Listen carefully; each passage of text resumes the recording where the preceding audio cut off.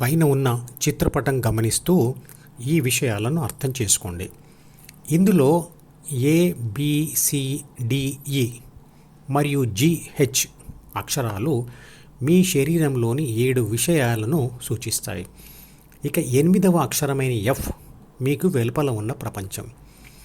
మీకు ఎంత స్పష్టంగా ఈ 8 ఇంగ్లీష్ అక్షరాల అర్థం తెలుస్తుందో, మీరు ఎంతగా వాటిని మీ శరీరంలోన ఉన్న వాటికి అన్వయిస్తూ ఉంటారో, మీకు అంత స్పష్టంగా భగవద్గీత మరియు భాగవతంలోని విషయాలు అర్థమవుతాయి. మరియు పట్టుదలగా ధ్యానం చేయగలుగుతారు. ధ్యానం వలన కలిగే ప్రాపంచిక లాభాలను ఇదివరకే వివరించాను. పిల్లలు దేవుడు చల్లని వారే, కళ్ళ కపట మెరగని కరుణామయ్యలే అని ఓ సినీ కవి తన పాటలో అంటాడు. ఆ పాట లింకును ఈ వీడియో డిస్క్రిప్షన్లో పెట్టాను, వినండి. విశ్వశక్తి లేదా దేవుడు యొక్క ఒక అంశ అయిన ఆత్మశక్తి అన్ని జీవులలో ప్రవేశించింది. కానీ చిన్న పెద్ద అని భేదం లేకుండా మనుషులందరినీ దేవుడు అని అనకుండా శిశుదశలో ఉన్న మనుషులను మాత్రం దేవుడు అని ఎందుకు అంటున్నారు? శిశుదశలో ఉన్న స్వచ్ఛమైన ఆత్మ ప్రాథమిక మనసును ఉపయోగించడం మొదలుపెట్టి ఉండదు, కాబట్టి ద్వితీయ మనసు తయారై ఉండదు. అందువల్ల అది ఇంకా దేవుడే.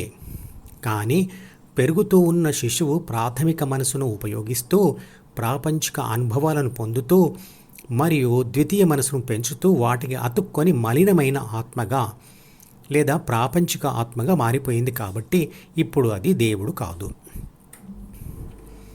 శిశువుకు ద్వితీయ మనసు ఏర్పడి ఉండదు మరియు దేవుడికి మనసే ఉండదు. కాబట్టి వారిద్దరూ కల్లా కపట మెరుగని వాళ్ళు అని ఈ పాటలో అనడం సబబే. కానీ వారు ఇద్దరు కరుణామయులు అనడం తప్పే.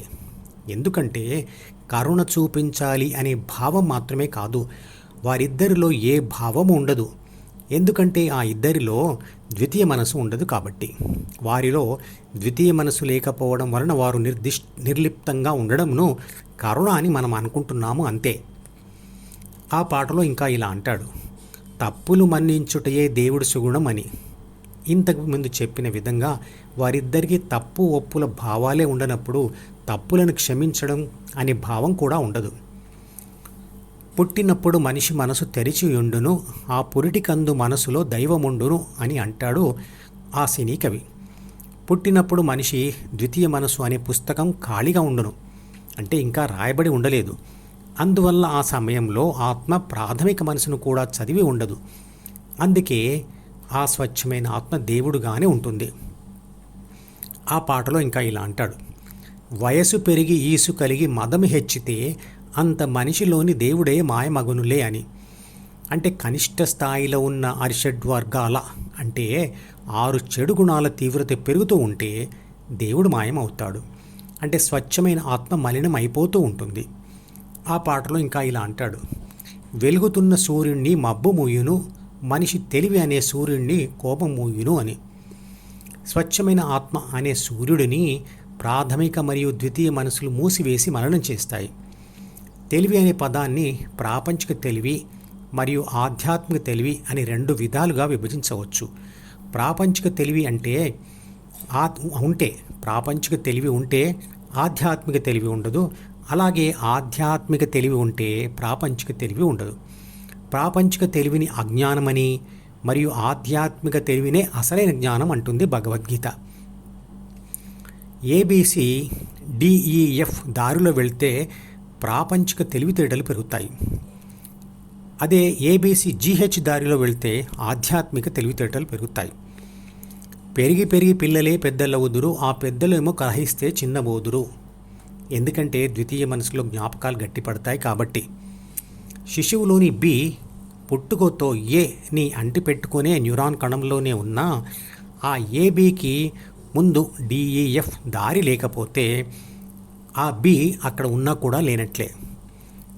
DEF దారి ABCని అంటే ప్రాపంచిక ఆత్మను రాక్షసుడుగా మారిస్తే GH అనే దారి రాక్షసుడుగా మారిన ABCని దేవుడుగా మారుస్తుంది. D అంటే డెవిల్ అంటే రాక్షసుడు అని, మరియు G అంటే గాడ్ అంటే దేవుడు అని అనుకోండి. అందుకే DEF దారి రాక్షస దారి అయితే GH దారి దేవుడి దారి అవుతుంది. పుట్టుకతో శిశువులో సి మరియు డి అంటే ద్వితీయ మనసు ఏర్పడి ఉండదు. ఆ సమయంలో ప్రపంచం నుండి శిశువు యొక్క ఈ అంటే జ్ఞానేంద్రియాల ద్వారా డి యొక్క స్క్రీన్ అంటే తెరకి ప్రాపంచిక సమాచారం వచ్చి కూర్చుంటుంది. ద్వితీయ మనసే లేని సమయంలో పసిపాప కళ్ళల్లో నిర్లిప్తత కనబడుతుంది. అప్పుడు బిలోని 3 బాధ్యతలు మరియు 6 గుణాలు ఏను ప్రాపంచిక అనుభవాల కోసం ప్రేరేపించడం వల్ల ఏబీలు కలిసి డిలోని బలహీనమైన సైనాప్స్ వంతెన దారుల ద్వారా అక్కడికి చేరిన ప్రాపంచిక సమాచారాన్ని చదువుతూ అందులోని వంతెనలను బలపరుస్తూ సి అంటే అహంను కూడా సృష్టిస్తూ ఉంటుంది మరియు బలపరుస్తూ ఉంటుంది.